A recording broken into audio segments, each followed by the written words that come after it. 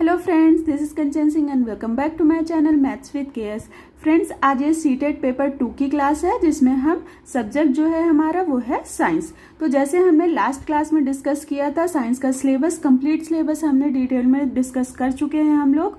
तो अगर आपने वो वीडियो नहीं देखी है तो पहले वो देख लीजिए, क्योंकि आज हम जो स्टार्ट कर रहे हैं तो वो हम स्टार्ट करेंगे केमिस्ट्री वाले पोर्शन से, क्योंकि केमिस्ट्री का जैसे आपको पता है कि पोर्शन बहुत थोड़ा सा है। तो पहले हम केमिस्ट्री अपनी खत्म कर लेंगे, उसके बाद फिर हम फिजिक्स वाले पोर्शन पे आएंगे। ठीक है, तो चलिए स्टार्ट करते हैं क्लास। देखिए, हम chemical properties of metals and non metal से स्टार्ट कर रहे हैं। धातुओं और अधातुओं के रासायनिक गुणधर्म, इनके बारे में हम जानेंगे। तो फर्स्ट जो हमें पढ़ना है वो पढ़ना है रिएक्शन विथ ऑक्सीजन, यानी ऑक्सीजन के साथ अभिक्रिया, किसकी? धातु और अधातु की। देखिए, जब भी मेटल्स की हम ऑक्सीजन के साथ रिएक्शन कराएंगे तो क्या बनता है? Metal oxide. मतलब अगर हम मेटल की किसके साथ रिएक्शन कराएं? धातु की रिएक्शन कराएं हम ऑक्सीजन के साथ, तो क्या बनेगा? Metal oxide. और अगर हम पूछें कि ये कैसा होगा, इसकी प्रकृति क्या होगी, तो ये कैसा होगा? ये होगा बेसिक इन नेचर, मतलब क्षारीय होगी। इसकी प्रकृति कैसी होगी? क्षारीय होगी। और प्रकृति क्षारीय है, इसको आप कैसे पता लगाएंगे, कैसे टेस्ट कर सकते हैं? तो जैसे आपको पता है कि अगर कोई भी धातु जिसको जो मेटल ऑक्साइड है उसकी हमें प्रकृति पता लगानी है कि वो क्षारीय है कि नहीं, तो उसको हम क्या करेंगे? लिटमस पेपर जो होता है उस पे चेक करेंगे। तो जो रेड लिटमस पेपर होगा उसका कलर अगर ब्लू हो जाता है, यानी कि लाल से वो नीले में बदल जाता है, तो उससे क्या प्रूफ हो जाएगा कि वो जो मेटल ऑक्साइड है वो कैसा होता है? वो क्षारीय प्रकृति का है। ठीक है, ये देखिए, ये लाल लिटमस पेपर जो होता है उसको किस में बदल देते हैं? उसको नीले रंग में बदल देते हैं। मतलब they turns red litmus to blue litmus. अब इसका एग्जांपल देख लेते हैं। जैसे अगर हम आयरन को, आयरन मतलब लोहा, लोहा को किस में? मॉइस्चर के अगर संपर्क में लाते हैं, यानी नमी के एरिया वाले भाग में रखते हैं, तो क्या हो जाएगा? तो यहाँ पे इसमें किस कलर का कैसा हो जाएगा? ये रस्ट जम जाती है, यानी कि जंग लग जाती है। और जो किस कलर का होता है वो होता है आपका रेडिश ब्राउन। और ये कैसा होगा? इसकी जो प्रकृति होगी वो कैसी होगी? वो क्षारीय होगी। मतलब ये जो ऑक्साइड आपका बना ये कैसा होगा? ये क्षारीय प्रकृति का होगा। अब क्या आप ये पता है कि यहाँ पे मैंने एक्स क्यों लगाया या एक्स क्यों लगाया जाता है? तो देखिए, इसका रीज़न है कि मान लीजिए आयरन को आपने यहाँ पर कहीं पर भी रखा है खुले में आयरन, तो हो सकता है वहाँ पे पानी का जो मॉइस्चर का जो क्वांटिटी है वो थोड़ी हो, या मान लीजिए कहीं और रखा है किसी दूसरे एरिया में, वहाँ पे बहुत ज़्यादा मॉइस्चर हो। तो इसलिए यहाँ पे ये एक्स एक ऐसा वेरिएंट रखा जाता है, वेरिएबल, कि जहाँ पे मॉइस्चर की क्या होती? क्वांटिटी या क्या होता रहता है? कम ज़्यादा होता रहता है। इसके लिए यहाँ पे ये एक्स से डिनोट करते हैं। ठीक है, कि मतलब अलग अलग प्लेस पे अलग अलग मॉइस्चर की क्या हो सकती है? क्वांटिटी हो सकती है। अब अगर हम कॉपर की बात कर ले तो कॉपर क्या बनाएगा? तो देखिए, जब कॉपर नमी के संपर्क में आता है तो ये कौन से कलर का होगा? मतलब अगर कोरोजन होता है तो वो कौन से कलर का होता है? वो ग्रीन कलर का होता है। जबकि जब रस्टिंग होती है तो वो किस कलर की होती है? वो होता है रेडिश ब्राउन। तो आयरन के केस में क्या होता है? रस्टिंग होता है। और कोरोजन क्या होता है? देखिए, जब भी धातु नमी के संपर्क में आती है तो वो क्या होती? वो गलने लगती है। यही प्रोसेस जो होता क्या कहलाता है? आपका कोरोजन कहलाता है। तो कॉपर का जब नमी के संपर्क में आता है तो जो ऑक्साइड बनेगा तो उसको क्या बोलते हैं? कॉपर कार्बोनेट और कॉपर हाइड्रो ऑक्साइड। और ये किस कलर का होगा? ये आपका होगा ग्रीन कलर का। जब भी तांबा आपने देखा है, तांबे का लोटा या कुछ भी एक चीज़ जो आप ऐसे रख दीजिए तो धीरे धीरे जब वो उसका जो ऊपर जो लेयर रहती है वो किस कलर की रहती है? वो ग्रीन कलर की धीरे धीरे लेयर हो जाती है। तो यही आपका क्या कहलाता है? कोरोजन। और इसका नेचर क्या होगा? इसका नेचर भी क्या होगा? बेसिक, यानी कि क्षारीय होगा। ठीक है, देखिए, फर्स्ट आपको रिएक्शन समझ में आ गया ऑक्सीजन के साथ, तो इससे जो मेटल बनेगा, मेटल ऑक्साइड बनेगा, उसकी प्रकृति क्या होगी, क्षारीय। अब एक और उभयधर्मी ऑक्साइड होते हैं, वो कैसे बिहेव करेंगे, तो जैसे आपको नाम से ही समझ में आ रहा है उभयधर्मी। उभयधर्मी का मतलब कि वो क्षार के साथ भी और अम्ल के साथ भी दोनों की तरह क्या करेंगे, वो कार्य करेंगे। तो उनको हम क्या बोलेंगे, उनको बोलेंगे उभयधर्मी ऑक्साइड। ठीक है, उभयधर्मी ऑक्साइड ऐसे ऑक्साइड जो अम्ल एवं क्षार दोनों की तरह कार्य करते हैं, तो वो क्या हो जाएंगे, उभयधर्मी ऑक्साइड हो जाएंगे। अगर इसमें हम एग्जाम्पल की बात करें तो एग्जाम्पल आपका क्या है, एक तो है एल्यूमिनियम, ये भी किसकी तरह काम करता है, ये भी आपका उभयधर्मी ऑक्साइड की तरह काम करता है, और दूसरा है आपका जिंक। ठीक है, ये दोनों कैसे करते हैं, उभयधर्मी ऑक्साइड की तरह काम करते हैं। तो अगर हम एल्यूमिनियम को ऑक्सीजन के साथ रिएक्ट करवाएंगे तो क्या बनेगा, Al2O3, और अगर हम जिंक की O2 के साथ क्रिया कराएंगे तो क्या बनेगा, ZNO। ठीक है, ये दोनों ऑक्साइड जो बने हैं, ये कैसे ऑक्साइड हैं, ये आपके बने हैं उभयधर्मी ऑक्साइड। तो बस नाम से ही आप याद रखना कि धातु, जितने भी धातु के ऑक्साइड बनेंगे, ठीक, वो होंगे क्षारीय प्रकृति के, यानी कि बेसिक उसमें प्रॉपर्टी होगी, बेसिक नेचर होगा उनका।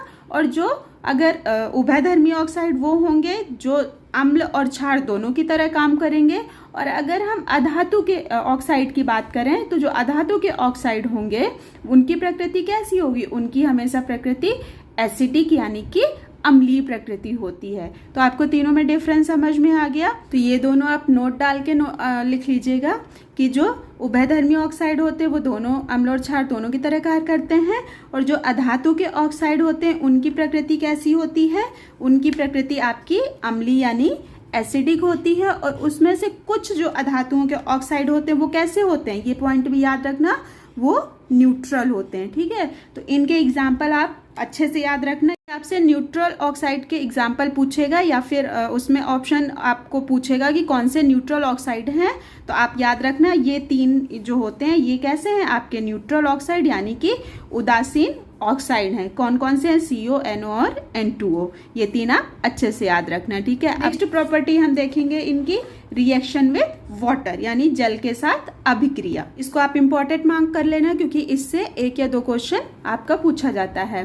तो जो सोडियम और पोटेशियम आपका होता है वो जैसे आपको पता है कि वो जैसे ही जल के संपर्क में आता है तो कैसे बहुत ही उग्र तरीके से यानी बहुत ही वायलेंटली बिहेव करता है। मतलब जैसे ही सोडियम और पोटेशियम को जल के संपर्क में लाएंगे वो क्या होता है, वो जलने लगता है। तो इसीलिए इसको बोलते हैं कि वो बहुत ही वायलेंटली या फिर उग्र तरीके से जल के साथ क्या करता है, बिहेव करता है।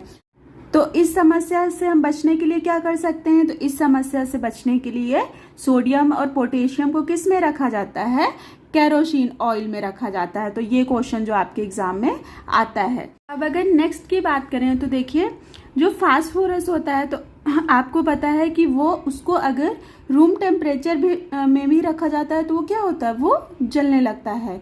इससे बचने के लिए क्या किया जाता है, इससे बचने के लिए जो आपका फास्फोरस होता है, व्हाइट फास्फोरस जो होता है उसको किसको, वाटर के साथ रखा जाता है। ठीक है, तो वाटर के साथ क्यों रखा जाता है, क्योंकि अधातुएं जो होती हैं वो जल के साथ रिएक्ट नहीं करती हैं। तो जब जल के साथ वो रिएक्ट नहीं करती हैं तो जो उसका इग्निशन टेम्परेचर होता है यानी ज्वलन ताप जो होता है वो क्या हो जाता है, वाटर में रखने से वो कम हो जाता है, तो जिससे सफ़ेद फास्फोरस नहीं जलता। और जो आपकी ये मैच बॉक्स होती है ना, जो उसमें आगे लगा होता है तिल्ली में, माचिस की तिल्ली में जो रेड कलर का लगा होता है वो क्या होता है, वो रेड फास्फोरस होता है। ठीक है, तो क्वेश्चन ये सफ़ेद फास्फोरस से आता है जो आपके सिलेबस में भी है कि कौन सी ऐसी धातु है जिसे जल में रखा जाता है, तो उसका आंसर होगा व्हाइट फास्फोरस। ये देखिए सफ़ेद फास्फोरस का ज्वलन ताप क्या होता है, बहुत ही कम होता है। कम होता है इसलिए ये क्या होता है, रूम टेम्परेचर पे यानी कमरे के ताप पर जलने लगता है। इसी समस्या से बचने के लिए इसे जल में रखा जाता है। और क्यों रखा जाता है, क्योंकि जो अधातुएं होती हैं वो जल के साथ क्या रिएक्ट नहीं करती हैं, जल के साथ अभिक्रिया नहीं करती हैं। ठीक है, तो ये पॉइंट आपका क्लियर हो गया दोनों, और क्वेश्चन भी दोनों क्लियर हो गए होंगे।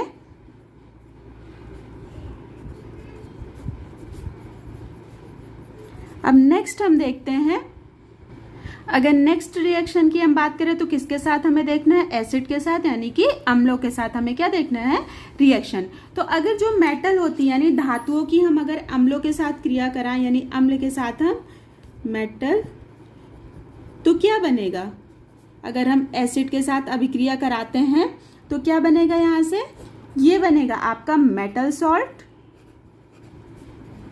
यानी धातुओं के लवण, और यहाँ इसके साथ क्या निकलेगी, इसके साथ निकलेगी हाइड्रोजन गैस।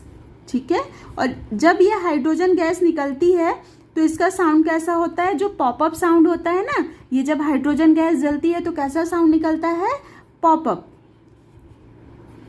ऐसे पॉप साउंड जो निकलता है वो कब निकलता है, जब हाइड्रोजन गैस जलती है। ठीक है, तो मेटल का जब भी आप अम्ल के साथ यानी कि धातु की अम्ल के साथ जब भी आप अभिक्रिया कराएंगे तो क्या बनेगा, मेटल सॉल्ट, मतलब धातुओं का लवण,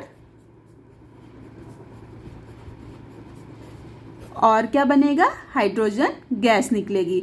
और हाइड्रोजन गैस जब ये जलती है तो कैसा साउंड निकलता है, तब पॉप साउंड निकलता है। ठीक है, अगर यहीं पे हम नॉन मेटल यानी कि अधातु की अगर हम रिएक्शन कराएं किसके साथ, एसिड के साथ, तो क्या होगा, नो रिएक्शन होगा, कोई रिएक्शन नहीं होगा। अब आप नोट डाल के एक जगह लिख लेना, कॉपर आपकी एक ऐसी धातु है जो हाइड्रोक्लोरिक अम्ल के साथ तो रिएक्ट नहीं करती, यहाँ तक कि उसको अगर गर्म भी कर दिया जाए तो भी वो कोई रिएक्ट नहीं करेगी, कोई अभिक्रिया नहीं होती है।